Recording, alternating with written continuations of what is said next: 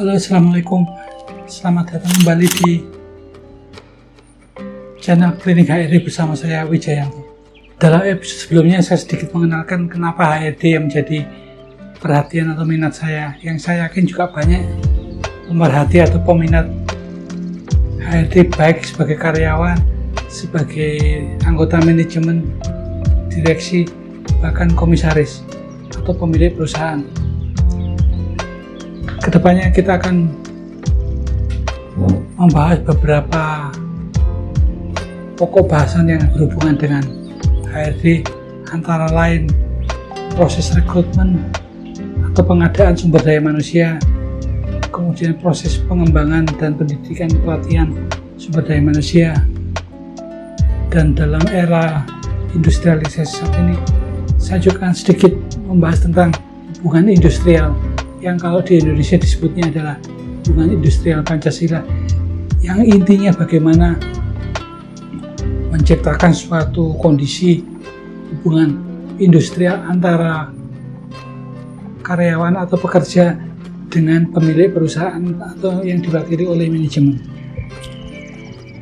Nah, saya berharap mudah-mudahan channel ini bisa memberikan suatu inspirasi, memberikan suatu perspektif yang berbeda, atau bahkan menimbulkan pemikiran bagaimana untuk langkah ke depan sebaiknya. Dan mudah-mudahan ini akan memberikan suatu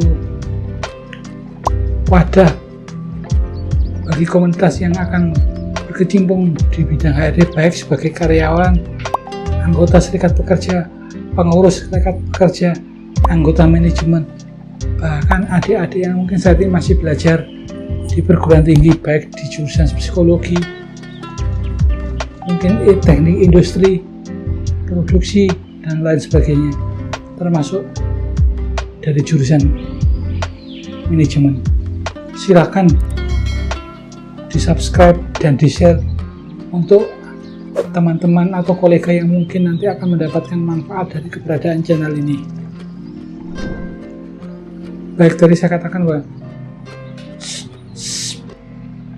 pokok bahasan yang pertama yang akan saya bahas ke depannya adalah masalah rekrutmen.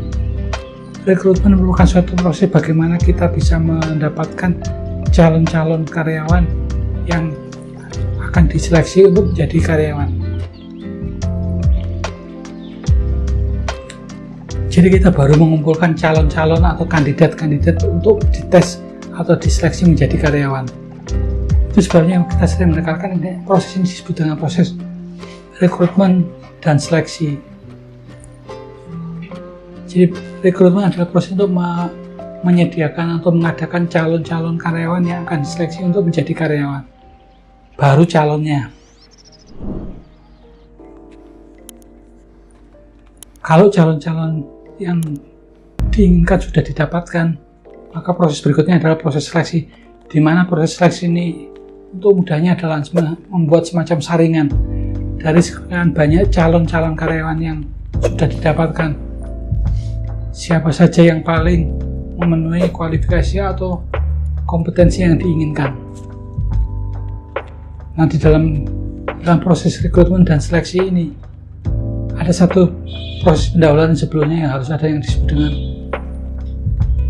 manpower planning atau rencana pengadaan karyawan, yang biasanya itu dikaitnya dengan proses pada waktu pembuat anggaran tahunan. Jadi sebelum masuk pada anggaran tahun berikutnya, biasanya sebelumnya kita sudah diminta untuk menyiapkan rencana atau rancangan pengadaan karyawan, karena itu akan memberikan imbas pada biaya, sehingga biayanya harus direncanakan terlebih dahulu supaya nanti bisa diatur alokasi keuangannya dengan lebih efektif dan efisien.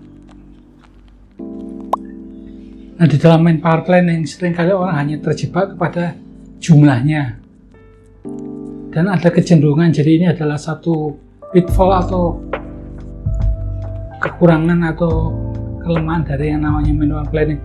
Seringkali orang berpikir kalau yang namanya manpower planning intinya seberapa banyak bisa nambah, hanya bicara nambah karyawan, bahkan tidak berpikir kalau sebetulnya mungkin ada bagian atau kelompok yang seharusnya malah sudah kebanyakan orang.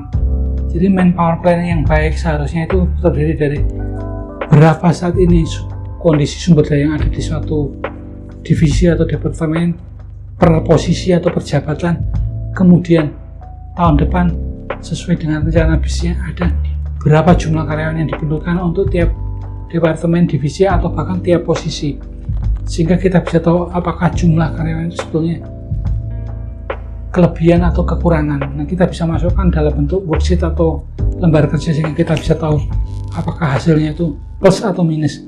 Bila ternyata jumlah karyawan yang ada saat ini lebih besar daripada yang dibutuhkan untuk tahun depan, berarti harus ada rencana untuk pengurangan, dan itu sudah diketahui setahun sebelumnya, bukan mendadak, sehingga langkah-langkah untuk pengurangannya itu bisa dilakukan dengan lebih bijak dan lebih manusiawi.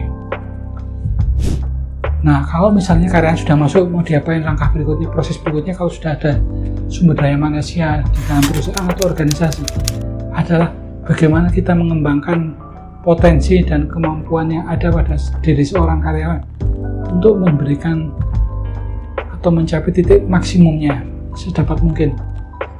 Kita mungkin tidak tahu sampai seberapa seseorang bisa melompat. Kalau misalnya kita melatih seorang atlet, misalnya lompat tinggi, pada waktu awal kita mungkin tidak akan pernah tahu seberapa tinggi dia bisa melompat sebagai kemampuan maksimalnya. Tapi yang bisa kita lakukan adalah setiap hari melatihnya untuk bisa melalui tahapan-tahapan yang kita inginkan. Nah, tentunya akan lebih baik kalau kita seandainya punya kemampuan untuk mengetahui potensi orang jauh di awal-awal dia masuk menjadi anggota organisasi atau karyawan. Itu sebabnya mungkin ada beberapa jasa layanan yang di bidang psikologi disebut dengan istilahnya tes kemampuan dan bakat, yang sebetulnya adalah ingin mengetahui orang itu ada di kemampuan atau memiliki bakat di mana. Contohnya ada tes yang kalau di psikologi kita bisa tahu ada yang namanya numerical test, ada yang namanya spasial. Jadi bagaimana kalau yang numerical itu bagaimana kemampuan orang di bidang yang berhubungan dengan angka, spasial bagaimana dia yang berhubungan dengan ruang, mekanikal yang berhubungan dengan mesin, sehingga tes itu diharapkan dapat memberikan gambaran kemampuan yang dimiliki pada saat ini dan yang mungkin masih bisa dikembangkan lebih jauh. Jadi kalau seseorang yang punya kemampuan lebih di bidang linguistik misalnya, kemampuan berpikir abstrak, tentunya tidak cocok kalau misalnya ditaruh di bidang mekanikal karena tidak sesuai dengan bakat dasar atau fundamental dasar yang dia miliki. Dan sebaliknya, bila seseorang yang tidak memiliki kemampuan dasar di bidang mekanikal akan sangat sulit untuk dikembangkan lebih lanjut atau diharapkan berprestasi di masa yang akan datang bila mana dia ditempatkan di bidang yang memerlukan kemampuan mekanikal yang baik. Ya, sebagai gambaran contoh, kalau Anda mencari seorang supir yang paling baik untuk mengendarai atau mengendalikan angkutan, Anda misalnya punya angkutan bis pariwisata, Anda tentunya tidak bisa mencari orang yang terbaik dari koki-koki yang ada di dalam rumah sakit, rumah makan atau warung-warungnya ada. Meskipun sama-sama terbaik, tapi bidangnya sudah berbeda. Talent atau kemampuan dasar mereka mungkin berbeda. Minat mereka mungkin berbeda. Minat seseorang menjadi koki yang terbaik tentunya berbeda dengan minat orang yang mungkin suka kerja di luar ruang, ketemu dengan banyak orang, misalnya jadi driver, lingkungan baru atau suasana baru. Hal ini tentu tidak bisa dipaksakan begitu aja. Itu yang saya sebut sebagai salah satu preferensi atau value yang ada di dalam orang tersebut. Kalau orang yang dalam hidup sehari-harinya dia itu lebih suka dengan alam terbuka, bebas, ketemu dengan banyak orang, atau suka bersosialisasi, kongko-kongko dengan orang, kemudian Anda mencari seorang staf laboratorium yang harus kerja rutin atau rutin, teliti, fokus, konsentrasi di ruangan yang tertutup, mungkin tentunya tidak akan cocok bila Anda mencari orang yang ada di kerja di lapangan, terbiasa kerja di lapangan. Nah, kalau sudah ada karyawan yang sudah direkrut, kemudian sudah proses pengembangan keterampilan ataupun pengetahuannya, jangan dilakukan. Langkah berikutnya harus dilakukan adalah bagaimana kita bisa memberikan imbalan yang layak supaya orang bisa bekerja dengan happy tapi tetap produktif. harap diingat bahwa setiap manusia yang bekerja tentunya adalah mengharapkan mendapatkan imbalan yang layak untuk bisa memenuhi kebutuhan hidupnya sendiri atau mungkin keluarganya. Itu yang nanti akan perlu dipikirkan dalam proses berikutnya, disebut dengan kita harus bagaimana memberikan imbalan yang layak atau how to remunerate well karyawan-karyawan yang ada di perusahaan atau organisasi kita masing-masing.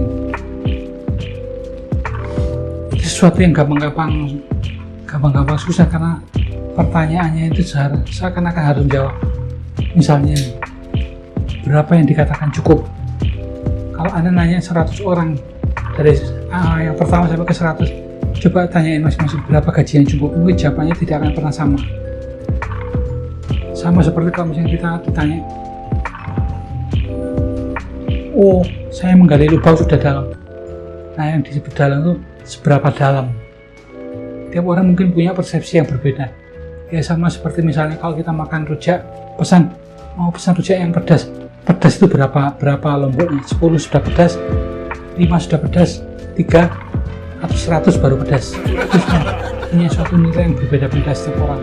Ini adalah faktor yang membuat proses untuk merancang atau merencanakan paket-paket imbalan itu menjadi sangat kompleks.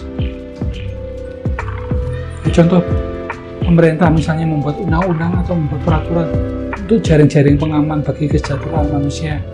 Misalnya adalah ditentukan namanya upah minimum, artinya kita tidak diperbolehkan membayar orang atau memberikan imbalan kurang dari angka yang sudah ditentukan untuk memenuhi kebutuhan hidup layak atau kebutuhan fisik minimumnya misalnya.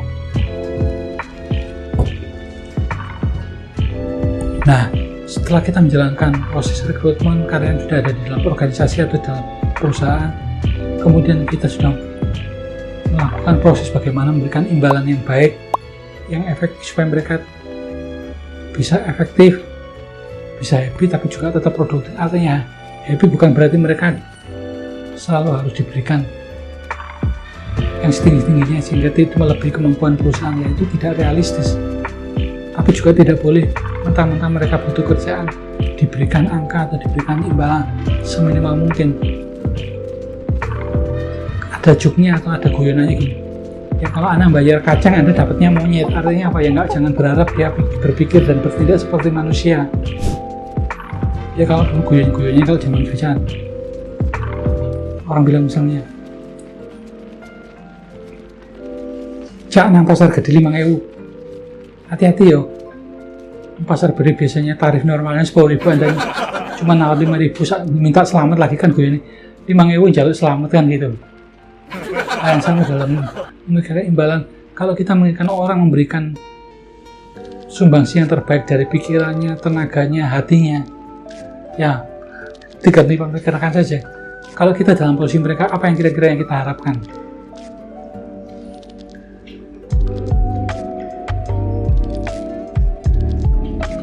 Jadi itu gambaran apa yang akan saya coba berbagi di dalam channel ini. Tentunya bahasan bisa menjadi dinamis dengan partisipasi Anda sekalian, dengan pertanyaan, komen, atau bahkan bila mana ada yang mungkin menginginkan pendapat kedua atau second opinion dari saya, silakan ditulis di komen atau di email di alamat yang ada di dalam proses deskripsi. Bila mana ada kebutuhan untuk consulting services, silakan juga hubungi melalui email yang ada di dalam description. Oke, itu sedikit gambaran nanti apa yang akan ada di dalam channel ini. Silahkan bergabung dengan tap tombol subscribe.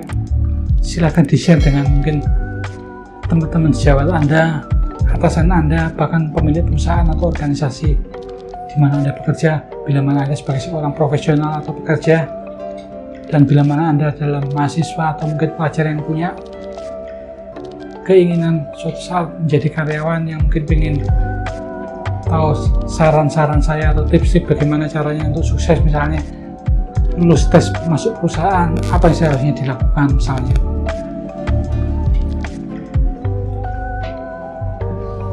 Semoga memberikan gambaran dan kedepannya bisa memberikan manfaat atau nilai tambah bagi kita semua.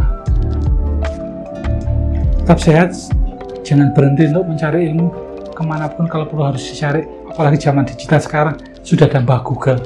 Yang paling tidak saya bisa bantu Mbah Google kalau ada yang nanya tentang seputar HRD. Contohnya ada pertanyaan yang pernah masuk ke saya sudah umur 37 tahun, saya sampai saat ini posisi saya masih staff, belum bisa jadi supervisor. Bagaimana cara saya supaya bisa berprestasi sehingga saya bisa naik pangkat? Nah, ya mungkin ini contoh-contoh pertanyaan deal. Atau ada seorang pemilik usaha menanyakan kepada saya harus suatu saat harus interview calon-calon yang sudah diseleksi, sudah diinterview oleh manajer saya. Jadi saya adalah interview yang terakhir yang akan menentukan apakah dia akan diterima atau tidak. Nah, saya ingin tahu gimana caranya saya mengetahui bahwa seorang calon yang saya interview itu bohong. Bagaimana saya tahu dia bohong atau tidak? Nah, misalnya ini adalah pertanyaan real dalam keseharian yang mungkin terjadi atau dirasakan. Atau kalau misalnya ini kebetulan masih anak-anak yang baru lulus kuliah, tanya gimana caranya supaya saya bisa lolos interview. Ini adalah pertanyaan-pertanyaan real yang mungkin bisa disampaikan di dalam komen atau melalui email di alamat di deskripsi yang tertera di dalam deskripsi. Nah, demikian sedikit paparan tentang klinik HRD. Pertanyaan kritis silakan ketik pada kolom atau email yang ada di dalam deskripsi. Semoga bermanfaat, tetap sehat dan tetap semangat. Selamat berjuang. Assalamualaikum warahmatullahi wabarakatuh.